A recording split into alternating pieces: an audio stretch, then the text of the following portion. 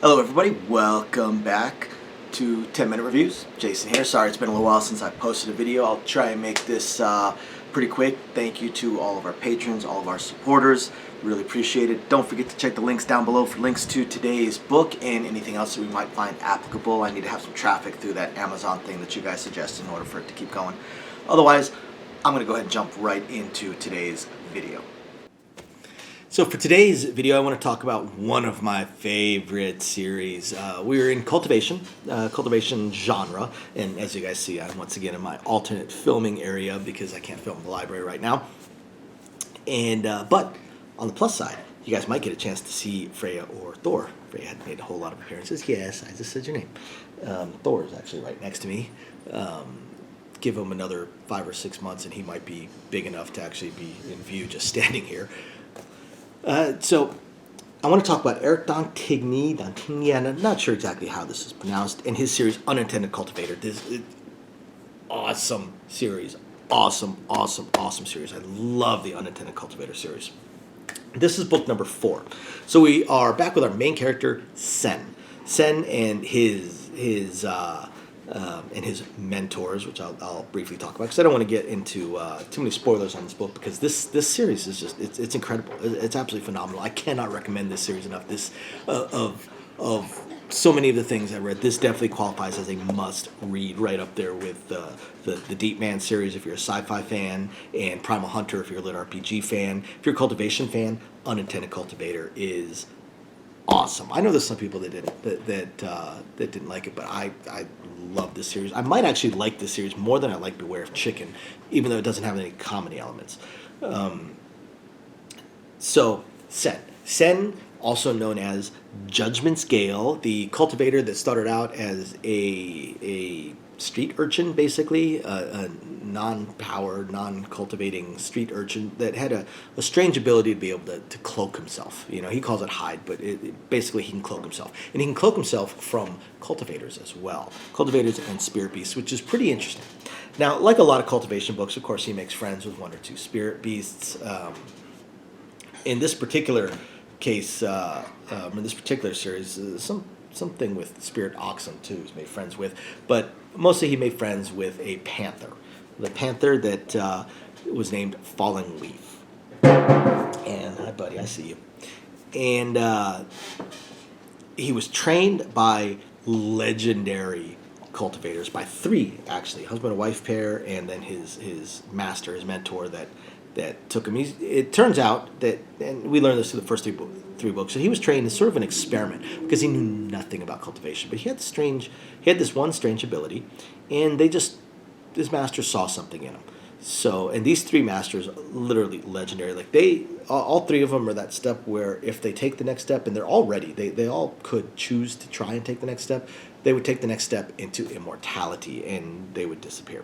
They would leave and ascend on to the next level. So they are pretty much the most powerful beings on the planet, individually. And I mean, who's the strongest? Who knows?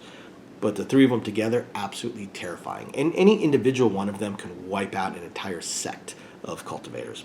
And they trained Sen, and they trained him as an experiment, mostly by training him where they needed to train him, combat and some basic things on cultivation, but for the most part making him figure things out on his own, because they wanted to see that they had this theory, especially his master had this theory that a lot of the cultivation steps that so many cultivators took were more a matter of inertia. They were more of, it's always been done this way, so therefore it can only be done this way.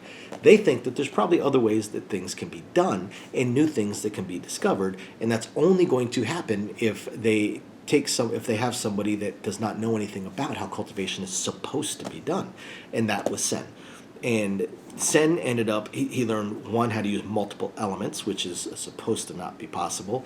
2, he learned how to interweave multiple elements into the same attacks, same abilities, things along those lines. And he has his own little moral compass.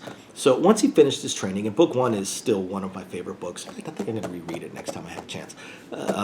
Absolute blast. Book 1 was an absolute blast. Once he finished his training, he started wandering to continue to grow. And he, in a lot of ways, it's almost like the heavens are guiding Sen. Like they have a plan for Sen. because he has these moments where he feels drawn to an area, and he experiences enlightenment so much more than any other cultivator ever should. It's interesting and leaves a lot of mystery, although some of it starts to get briefly touched upon.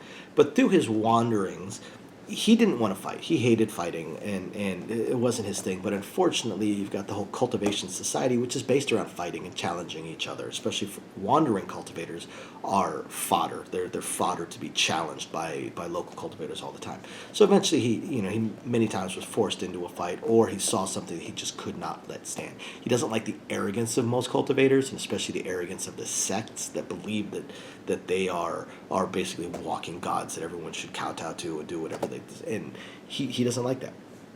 And so he's come across things he just can't let stand, or battles that he will not avoid. And once his little moral compass starts to kick in, he's wiped out groups and demonic cultivators, entire teams of sect members, to where he was punching above his weight and ended up gaining the name Judgment's Gale, because he's almost like a folk hero now. There's stories being spread around about Judgment's Gale, and he sweeps into town and rights a wrong and wipes everybody out and levels the town if necessary, then moves on to the next town.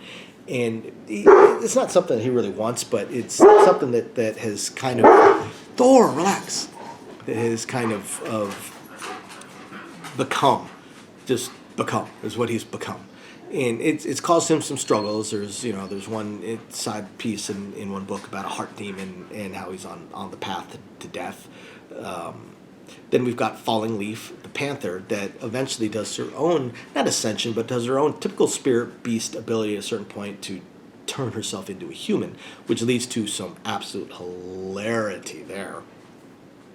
Because she's a human that doesn't think like a human, and is powerful in her own right. Unfortunately, the way she did it, she's not able to change back yet. I'm sure that ability will come at some point.